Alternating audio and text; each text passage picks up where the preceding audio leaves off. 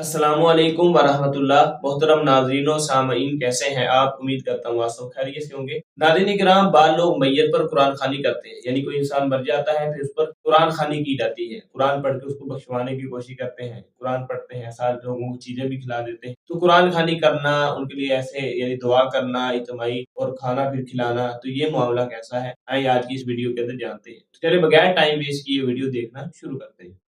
بھائی نے ایک سوال کیا کہ کیا جو لوگ انتقال کر جاتے ہیں، مرحوم ہو جاتے ہیں، ان کے لیے ایصال ثواب کرنا کیسا ہے؟ تو بہرحال دیکھیے، کچھ بدنی عبادتیں ایسی ہوتی ہیں جو شریعت میں منتقل ہوتی ہے، ٹرانسفر ہو سکتی ہے، مطلب دوسروں کو اس کا اجر و ثواب دیا جا سکتا ہے، صحیح، ٹھیک ہے، زندگی میں اور مرنے کے بعد بھی۔ کچھ بدنی عبادتیں ایسی ہیں جو اگر میں کروں تو وہ ٹرانسفر نہیں ہوں گی، وہ میرے کو فائدہ ملے گا، لیکن کچھ ایسی عبادتیں جو میں کروں تو میں کسی کو ایصال بھی کر سکتا ہوں، میت کو یا زندوں کو بھی دے سکتا ہوں۔ وہ کیا ہے دیکھ لیتے ہیں۔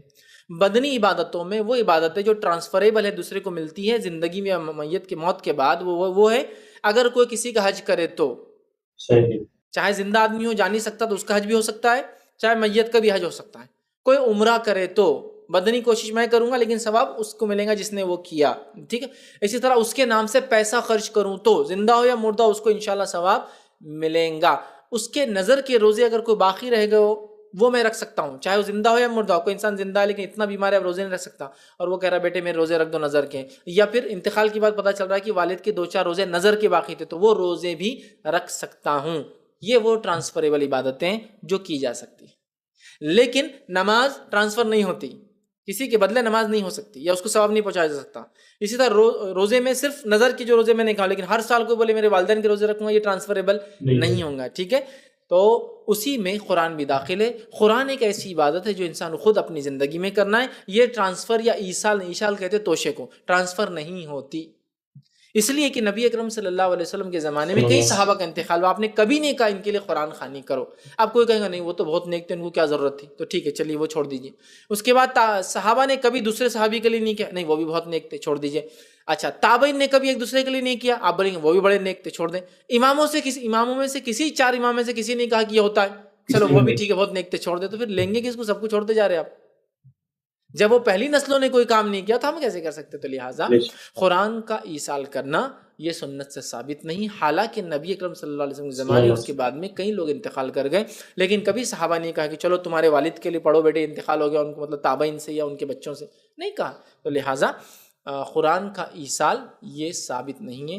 ہمیں ہر اس چیز سے بچنا چاہیے جو ثابت نہیں۔ ثابت جو ہے وہ آپ کیجیے نا، حج کیجیے ان کے بدلے، عمرہ کیجیے ان کے بدلے، صدقہ کیجیے ان کے بدلے، چاہے وہ کھانے کی شکل میں بھی ہو سکتا ہے کہ آپ نے پیسہ خرچ کر کے کھانا لا کے غریبوں کو کھلا، وہ بھی انشاءاللہ ملیں گا۔ بچے ہونے کے ناطے آپ دعائیں کیجیے ان کے لیے، انشاءاللہ وہ بھی ملیں گا۔ ایک عام مسلمان ہونے کے ناطے کسی مسلمان کے لیے استغفار کرنا قبول ہوتا ہے کہ اللہ اس کو معاف کرے، اس پر رحم کرے، یہ بھی قبول اللہ کرتا ہے، وہ کیجیے آپ۔ تو یہ کرنے کی چیز ہے، اور جو نہیں کرنے کی ہے وہ ہم کرتے ہیں، اور جو کرنے کی وہ تو نہیں کرتے ہیں، ہے نا۔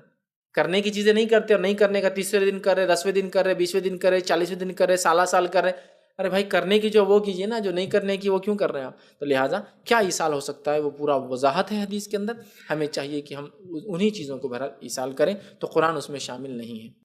جی ناظرین کرام، آج کی اس ویڈیو کے اندر ہم نے جانا، ایڈوکیٹ فیض سید صاحب نے بڑے اچھے انداز کے ساتھ بتلایا کہ میت کے لیے قرآن خوانی نہیں کی جائے گی، ہمیں وہ کام کرنے چاہیے میت کے حوالے سے جن کا اللہ کے رسول صلی اللہ علیہ وسلم نے بتلایا ہے اور آپ نے تعلیم فرمائی ہے۔ صدقہ جاریہ میت کی طرف سے کیا جا سکتا ہے، آپ کوئی نہ کوئی صدقہ جاریہ کریں، یعنی کسی کو کھانا کھلائیں، میت کی جانب سے ثواب ملے گا۔ آپ نلکا لگوا دیں میت کی جانب سے، اس کو ثواب ملے گا۔ آپ استغفار کریں تو یہ بھی قبول ہوتا ہے کہ اللہ اس کو معاف کر دے، اس پر رحم کر دے، تو یہ دعا بھی قبول ہوتی ہے۔ اسی طریقے سے آپ میت کی طرف سے حج کر لیں، عمرہ کر لیں، تو یہ وہ اعمال ہیں جن کی اجازت قرآن و سنت کے اندر ہے۔ لیکن قرآن مجید پڑھنا، نماز پڑھنا، یعنی میت کی طرف سے نماز پڑھنا، نظر کے روزے جیسا کہ بتایا وہ رکھے جا سکتے ہیں، رمضان کے روزے آگے جی میں رکھ لیتا ہوں یا ان کے رہ گئے تھے میں وہ رکھ لیتا ہوں، تو یہ چیزیں ساری نہیں کر سکتے۔ اسی طریقے سے قرآن پڑھ کے بخشوانا جس کو قرآن خوانی کہا جاتا ہے، یہ بھی ہم میت کی طرف سے نہیں کر سکتے۔ امید کرتا ہوں آپ کو ویڈیو اچھی لگی ہوگی۔ اگر ویڈیو اچھی لگی ہے تو ویڈیو کو لائک کر دیں، چینل کو سبسکرائب کر دیں۔ اجازت دیجیے اگلی ویڈیو تک کے لیے اللہ حافظ۔